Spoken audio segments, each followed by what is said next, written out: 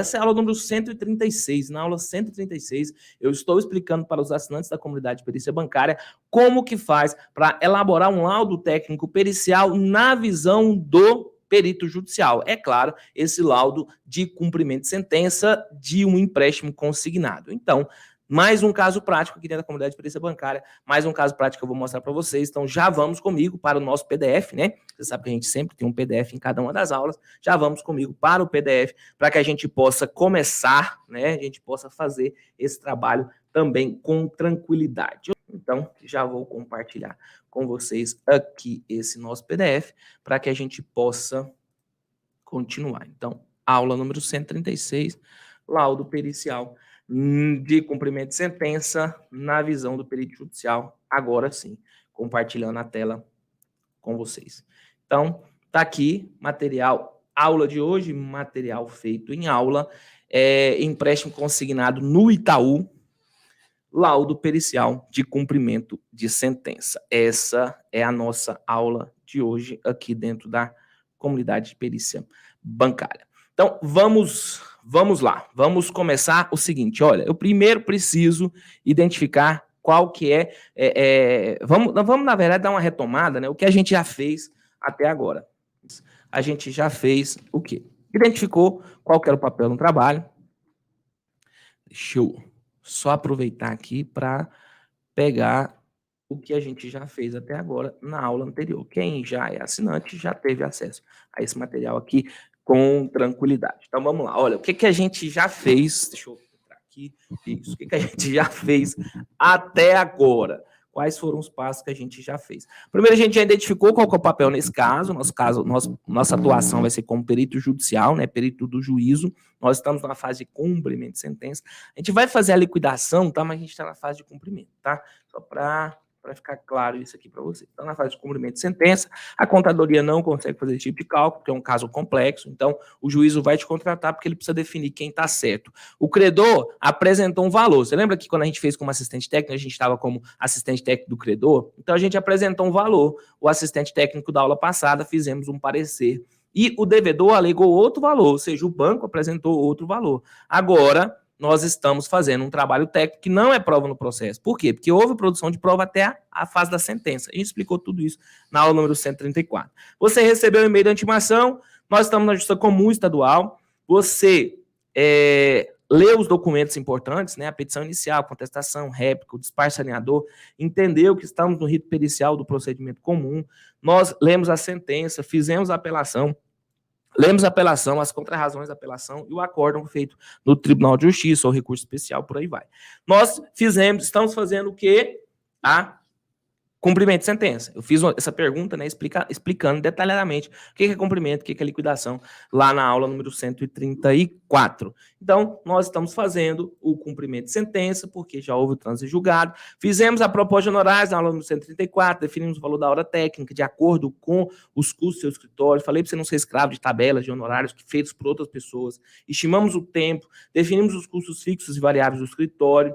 Definimos o custo tributário, o que você vai fazer na proposta, tudo mais, inclusive, trouxe para vocês uma questão, como eu estou no estado de Goiás, estou cumprindo sentença no caso de Goiás, trouxe aqui a resolução do CNJ 232, que determina o valor de gratuidade de justiça, esse era um caso de gratuidade de justiça, e mostrei que no TJ Goiás nós temos um decreto judiciário 1068/2021. Edilson, e no meu estado, se você não for do estado de Goiás? Cara, não tem como, eu não atuo no país inteiro, então não tem como eu trazer do país inteiro. Pesquise qual que é a definição do seu estado a respeito da gratuidade de justiça. Mostrei planilha de cálculo e modelo em Word. Por que eu fiz tudo isso, né? Exatamente para mostrar para você que mesmo se você estiver atuando num caso de gratuidade de justiça, você pode pedir de modo subsidiário que seja pago os honorários na proporção que foi determinada pelo juízo. Lembrando que os honorários do perito é uma das custas processuais. A gente discutiu tudo isso lá. Então, mesmo caso de gratuidade de justiça, tem ensinando isso naquela aula anterior. Vamos lá. Então, a gente leu a inicial. A inicial estava falando sobre dano moral, pedindo E ela estava pedindo dano moral, revisão de cláusulas contratuais, antecipação de tutela, indenização por danos morais, né? Não previa capitalização de juros, isso aqui era o que a inicial falava, né? Taxa acima da média, falou que o limite era 50%, requereu a perícia contábil, veio a contestação, veio a réplica, veio a petição, a decisão de especificação de provas e veio o juiz dando a sentença. Na sentença, ele falou para aplicar a taxa de 5,43 ao mês, e 88,67 ao ano, não falou sobre capitalização de juros, não concedeu dano moral, não concedeu dano material, deu repetição simples do indébito, correção monetária pelo INPC a partir do desembolso, juros de mora de 1% ao mês, desde a citação, custos processuais pela ré e honorários de R$ 1.500 do advogado. Aqui estão os dados do contrato para que a gente possa fazer o trabalho. Então, o que a gente vai efetivamente fazer nessa nossa aula? A gente vai elaborar o quê? O nosso trabalho aqui, como o perito judicial, nosso trabalho se resume a cumprir o que aconteceu na sentença. Então, o nosso trabalho aqui é cumprir a sentença, cumprir o que foi definido nessa sentença pelo juízo. Então, primeiro ponto, vamos fazer os cálculos conforme foi cobrado. A gente fez isso na aula 134. Segundo, cálculo conforme a sentença, diferenças e abatimentos e os honorários do advogado. No honorário de advogado, a gente inclusive fez um detalhamento sobre como calcular o honorário de advogado na aula 135, tá? Dá uma olhada aí nessa aula anterior, aula número 135, e agora vamos partir efetivamente para a elaboração do laudo técnico pericial. Gilson, o que tem que ter no laudo técnico pericial? Então, vou até abrir aqui mais um espaço e o tópico da aula mesmo, né, é a elaboração do laudo técnico de cumprimento de sentença. Beleza? Então, o que a gente vai fazer efetivamente é esse laudo técnico de cumprimento de sentença. Tudo isso aqui que eu falei para vocês antes são assuntos que foram tratados nas aulas anteriores. Edilson, como que começa um laudo, né? O pessoal sempre tem dúvida. Quem não está atuando nessa área há mais tempo tem dúvida como que faz o laudo técnico. Então, tá aqui, vou te mostrar um passo a passo, depois vou te mostrar como fazer e vou te mostrar um laudo feito, prontinho, com todos os detalhes. Então, assim, não tem nem jeito de você errar. Aí, Edilson, eu quero errar, vai ser difícil, tá? Se você assistir a aula direitinho e estiver anotando, você vai ver que vai ser difícil até para você errar. Vamos lá.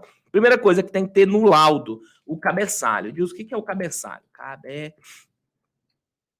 Cabeçalho é o local onde você vai colocar a sua logomarca, você vai colocar o seu nome, você vai colocar a sua especialidade, você vai colocar o número do seu conselho profissional, entendeu? Número CRC, entendeu? E por aí vai. Então, o cabeçalho é o início. É aquele negócio que o pessoal antigamente chamava de papel timbrado, não sei se você lembra. Havia uma época em que as empresas pagavam para as gráficas gerarem um negócio chamado papel timbrado. E aí, esse papel timbrado, ele tinha lá no cabeçalho o que a gente chama, né, o cabeçalho, né, que é a logo da empresa, e o nome da empresa, né, e no rodapé teria o endereço. Então, basicamente é isso que eu chamo de cabeçalho. Cabeçalho você vai lá, colocar logo, seu nome, sua especialidade, seu número do CRC e por aí vai. Aí tem gente que vira para mim e fala o seguinte, olha, Edilson, eu não tenho uma logo, como que eu faço para fazer esse cabeçalho? Ora, se você resolveu entrar para a área da perícia judicial, se você resolveu colocar o seu serviço à disposição do mercado, é necessário que você cumpra com os procedimentos básicos para você atuar como profissional liberal. E um dos procedimentos básicos é você ter uma marca, é você ter um sinal distintivo, é você ter alguma coisa que te diferencie dos demais. Entenda o seguinte, se você não se levar a sério enquanto profissional, o mercado também não vai te levar a sério. Se você não se posicionar como um profissional respeitado, como um profissional que sabe sobre aquilo, um profissional que efetivamente quer atuar nesse mercado, o mercado não vai te reconhecer como profissional. Então, vamos voltar aqui para o nosso PDF maroto, né? Então, colocou lá no cabeçalho, logo, o seu endereço, o número do seu registro profissional e por aí vai. Agora, qual que é o próximo passo? Você vai fazer o endereçamento. E o que é esse endereçamento? Lembra que no parecer técnico a gente falou que não precisava de você fazer endereçamento? Aqui no laudo pericial, você vai fazer um endereçamento. Por quê? Porque o endereçamento é para onde você está enviando esse determinado trabalho, tá? E então, basta você escrever ao douto juízo da vara tal. Vou te mostrar como que faz em detalhes. Mas olha, gente, não existe mais é simplesmente ao juízo, nem precisa ser ao douto juiz, eu coloco ao douto juiz por frescura também. Ao juízo da vara da comarca, entendeu? E aqui a unidade federativa. Simples assim, não precisa de frescura. Não existe aquele negócio de excelentíssimo, excelentíssimo senhor, senhor, doutor, juiz, juiz de direito, da vara. Não existe isso mais, tá? Não existe isso mais. Por que que não existe isso mais? Porque o CPC, eu sei que você pegou um livro que tinha isso escrito, mas é porque o cara escreveu o livro na vigência do CPC de 73, ou o cara não atualizou o livro dele depois que saiu o CPC 2015. O CPC 2015 fala que a petição vai ser endereçada ao juízo, entendeu? Por quê? Porque não é um senhor doutor juiz. E se for uma juíza, como que fica? Entendeu? Então, não tem senhor doutor juiz. E outra, você não está pedindo para o juiz, você está pedindo para a entidade. Que entidade é essa? O juízo, entendeu? É impessoal. A Constituição de 88 trouxe essa impessoalidade e o serviço público está adaptando essa impessoalidade. Então, você não está falando com o juiz, você está falando com o cargo, você está falando com a pessoa responsável por gerir a vara. Então, pode ser um juiz ou pode ser uma juíza. Por causa disso e por causa da impessoalidade, trouxe-se a regra de que o endereçamento não se faz mais por excelentíssimo senhor, doutor, juiz de direito, nada disso. Porque excelentíssimo não é utilizado para juiz. Primeira coisa. Não, você não tem certeza que é um juiz e o CPC falou para fazer diferente. Então, não faz. Simplesmente não faz. Ah, é porque eu vi um advogado fazendo. Tá, é porque ele foi criado no CPC 73 e ele ainda não aprendeu. Eu vi um perito fazendo. Pois é, porque ele foi treinado no CPC antigo e ele não se atualizou. Tem muita gente que não se atualizou ainda. Você, para mostrar que você conhece da coisa, você simplesmente vai fazer correto. Então, endereçamento é ao juízo da vara tal, da comarca tal, ponto. Sem frescura, sem ilustríssimo, magnânimo, lindíssimo, cheiroso, nada disso, tá? O objetivo aqui é você cumprir a regra processual. A regra processual fala que você vai indicar ao juízo que aquela petição está sendo definida. Quer conferir? Dá uma olhada no artigo 319 do Código de Processo Civil. Tá lá em detalhes, beleza? Então, fez o endereçamento, você vai colocar um nome, laudo técnico pericial. Isso aqui é o nome da peça, tá? O nome da peça é laudo técnico pericial. Edilson, eu posso chamar de parecer? Não, porque você é o perito do juízo, você está fazendo um laudo. Se você fosse o assistente técnico, você estaria fazendo um parecer. Então, para mostrar que você sabe, você tem que usar o nome correto, tá? Tem que usar do jeito correto, sem choro nem vela, tá? Vai colocar num próximo campo o número do processo,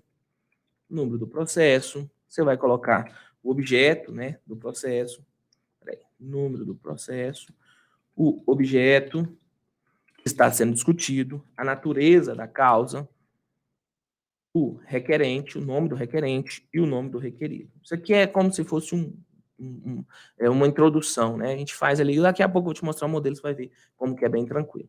Você vai fazer a qualificação, sua qualificação, e a qualificação, pessoal, é qualificação do perito judicial. Isso daqui, cara, é você se apresentar. Quem que é você no processo, entendeu? Ah, Edilson, eu já fiz uma petição anteriormente, eu já coloquei todos os dados. Agora eu poderia colocar só o meu nome e colocar já qualificado nos autos? Poderia, mas eu prefiro não fazer isso. Eu prefiro fazer toda a qualificação no laudo novamente. Por quê? Porque eu tenho espaço para fazer isso. Eu acho que fica, inclusive, mais organizado. Então, qualificação do perito judicial. E é importante que você faça a indicação que é o perito nomeado. E coloque o número das folhas, tá? O número da folha ou do evento que te nomeou, tá? Para deixar claro que você é o perito nomeado, você não é um assistente técnico. Por quê? Porque tem assistente técnico aí escrevendo que está fazendo laudo, tem assistente técnico aí escrevendo que ele é o perito, e aí, consequentemente, isso pode gerar dúvida. Para não gerar dúvida, você coloca dessa forma. Aí depois você abre um tópico chamado dos autos. Nesse tópico chamado dos autos é onde você vai fazer o relatório do processo. Relatório do processo. Lembra que o juiz, na hora que ele tem que fazer uma sentença, inclusive uma sentença ela é considerada não fundamentada, se ela não tiver o relatório, a única exceção que existe é para o juizado especial civil, onde há a dispensa do relatório. Mas o juiz, ele tem que fazer um relatório mostrando que ele entendeu, que ele leu o processo todo, que ele sabe o que está sendo discutido ali naquele processo. A mesma coisa você vai fazer um relatório. Só que esse relatório tem que ser bem curto, tá? Bem curto, mostrando as etapas do processo.